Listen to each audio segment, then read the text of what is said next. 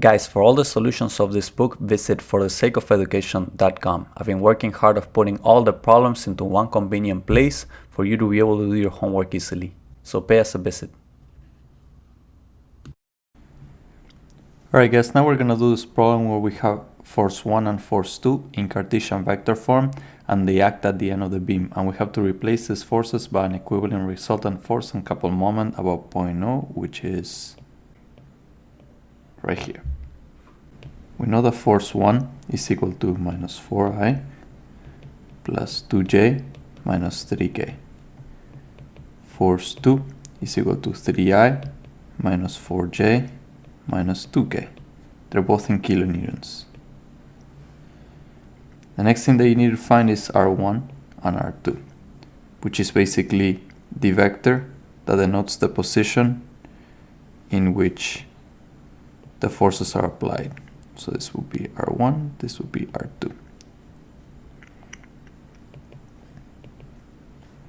R1 is 4 in the I, minus 0.15 in the J, plus 0.25 in the K.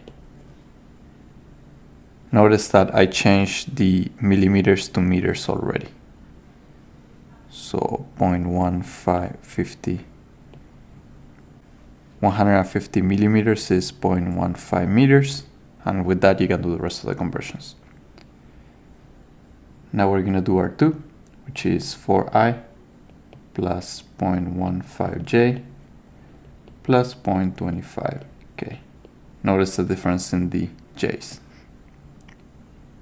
Now we know that the sum of the forces, which is the resultant force, is F1 plus F2, and you simply add these two together, and that will give you minus I minus 2j minus 5k.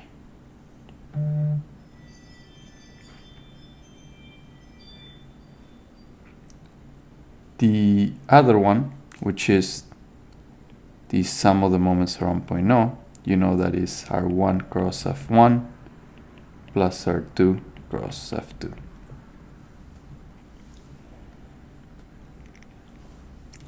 So let's do each one of these. R1 cross F1.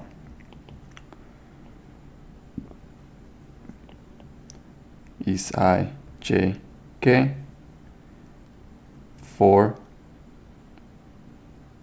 minus 0.15j, 0.25, you have to put the letter here,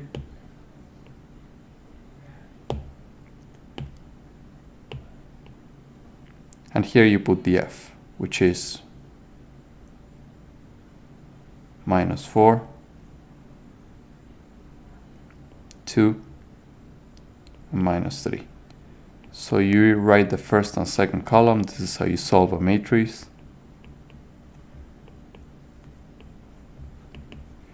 Then you do your positive diagonals, which is I times 0.15 negative times negative 3.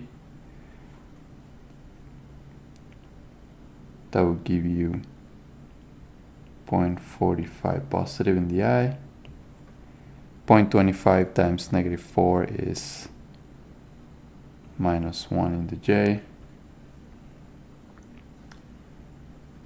4 times 2 is 8 in the K.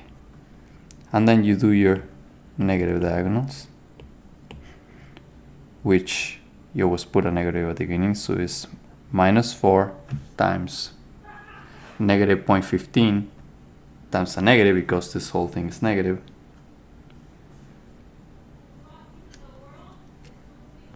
and that will give you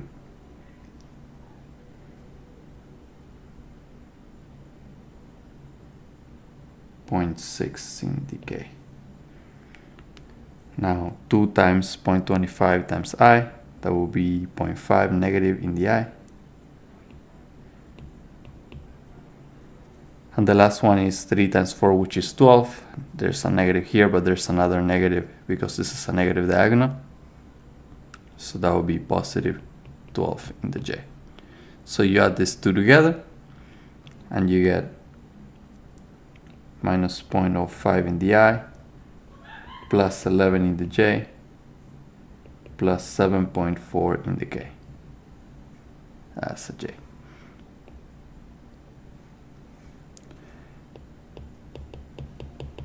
Now we gotta do F2. I'm gonna go a little faster for this one, but it's the same idea. Here you put R2, and here you put F2.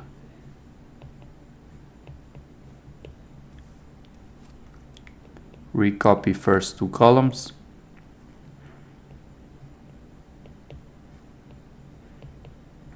So you got your positive diagonals and your negative diagonals.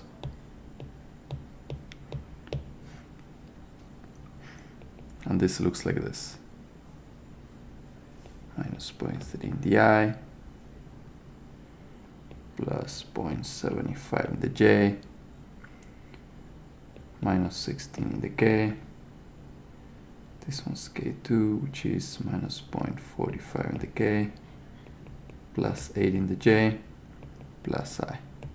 You add them together and you get 0.7 in the I,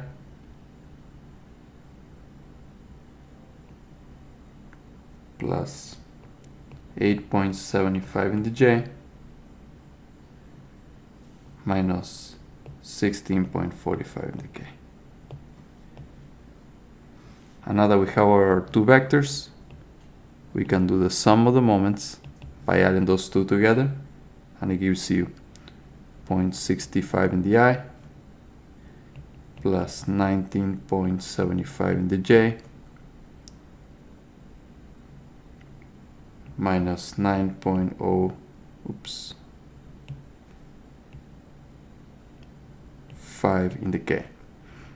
Sorry, I wrote it like this. I have this thing over here. And that is Newton meters. Why? Because, sorry, that's kilonewton meters. This is the K vector. And that is because if this is in kilonewtons, and this is in meters, because we converted it from millimeters to meters. So this is the unit. Final answer.